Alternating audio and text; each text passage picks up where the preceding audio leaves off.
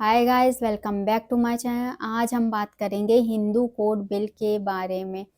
Hindu code bill वो है जिसकी वजह से बाबा साहब भीमराव अंबेडकर ने अपने कानून मंत्री का पद छोड़ा था।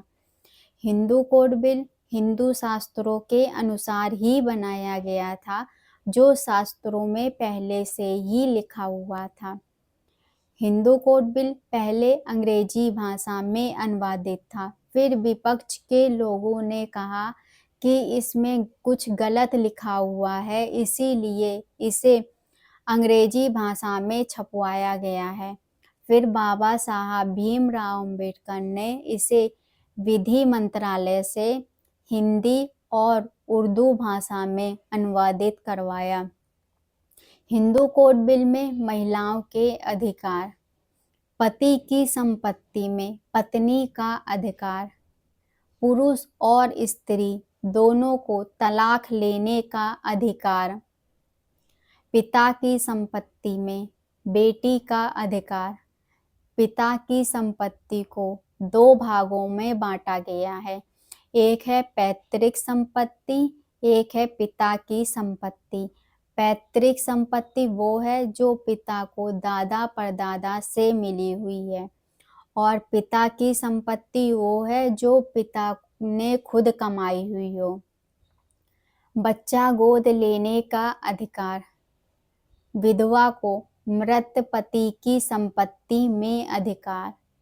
हिंदू कोड बिल बनने से पहले केरल में ये होता था कि पिता की संपत्ति में केवल पुत्री का अधिकार था, पुत्र का अधिकार नहीं था। शादी के विषय में मुस्लिम एक समय में 4 शादियां कर सकता था। ईसाई और फारसी एक समय में एक ही शादी करते थे, और हिंदू एक समय में अनगिनत शादियां कर सकता था। उसमें कोई बंदिश नहीं थी। विधवा शादी नहीं कर सकती थी। अगर किसी विधवा ने शादी कर ली तो उसकी शादी अवैध मानी जाती थी, और उसकी संतान भी अवैध मानी जाती थी। हिंदू कोड बिल बनने से महिला को पुरुष के समान अधिकार प्राप्त हुआ। बाबा साहब भीमराव अंबेडकर कहा करते थे कि मुझे संविधान बनाने में इतनी खुशी नहीं हुई जितनी खुशी मुझे हिंदू कोड बिल पास करवाने में होगी। हिंदू कोड बिल से महिला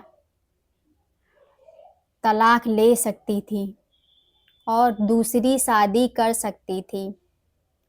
विधवा शादी कर सकती। किसी भी जाति के लड़का और लड़की शादी कर सकते थे। उनकी शादी वैध मानी गई और उनकी संतान भी वैध मानी गई। हिंदू कोड बिल के विपक्ष के लोगों का कहना था, लड़की के विवाह के बाद उसका गोत्र बदल जाता है, वो पिता के गोत्र से बाहर निकल जाती है। पिता कन्या दान कर देता है बेटी का, वो गाय भैंस बकरी की तरह उसको बेच सकता है। पिता पुत्र को ना बेच सकता है, ना दान कर सकता है। शास्त्रों के अनुसार पिता की मृत्यु के बाद पुत्र पिता का क्रियाकर्म पिंडदान करता है, पुत्री नहीं करती है। इसलिए पिता की संपत्ति में पुत्र का अधिकार होना चाहिए, पुत्री का नहीं। बाबा साहब भीमराव अंबेडकर ने कहा, क्या पुत्र और पुत्री दोनों एक ही माता पिता के अंश नहीं होते? क्या दोनों एक ही माता के गर्भ से उत्पन्न नहीं होते? क्या लड़कियों में पशुओं सा दिमाग और लड़कों में देवताओं की तरह दिमाग होता है? क्या दोनों एक समान बुद्धि नहीं होती है दोनों में? तो फिर लड़कियां लड़के के समान शिक्षा पाने की अधिकारी क्यों नहीं होती हैं? ब्राह्मण विद्वान नहीं चाहते थे कि हिंदू कोड बिल एक अछूत बनाए। वो चाहते थे कि हिंदू कोड बिल एक ब्राह्मण बनाए। बाद में प्रधानमंत्री जवाहरलाल नेहरू जी ने बाबा साहब भीमराव अंबेडकर से कह दिया कि मैं हिंदू कोड बिल के विषय में आपका साथ नहीं दे सकता। फिर बाबा साहब भीमराव अंबेडकर ने 27 अक्टूबर 1951 में कानून मंत्री पद से त्यागपत्र दे दिया। उसके बाद दूसरी बार सरकार बनने पर कानून मंत्री का पद पारस्कर जी को दिया, जो एक ब्राह्मण थे।